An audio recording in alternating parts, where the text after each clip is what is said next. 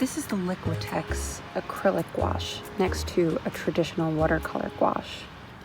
And you can really see the difference between the opacity in the two.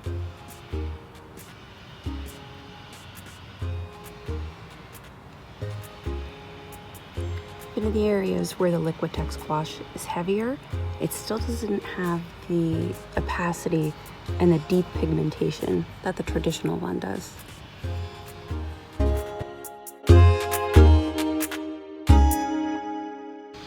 So now comes the fun part, where we're going to see where you might want to consider using the Liquitex Acrylic Gouache instead of a traditional gouache. It's really going to be based on your particular project and the elements it's going to be exposed to and how particular you are about the water resistance of it. So what I'm going to do is take a clean paintbrush and put some clean water onto both types of gouache, and we'll see how much each is water resistant.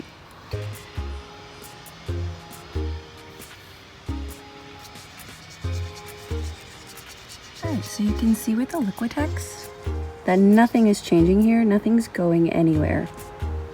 That's really stayed very, very water resistant. Now let's go over to the traditional gouache. And because it's a watercolor, you can see it almost erases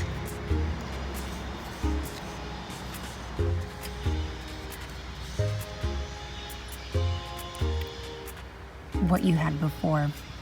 So again, we have this very, very water resistant versus over here where we have a lot of running.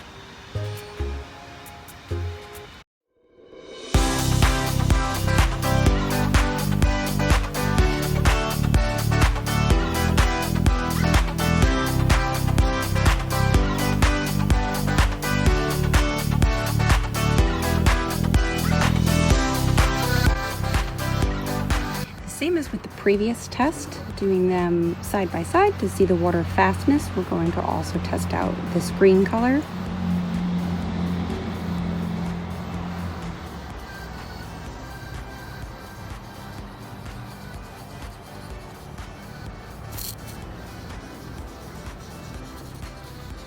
All right, so as you can see, that's really not going anywhere.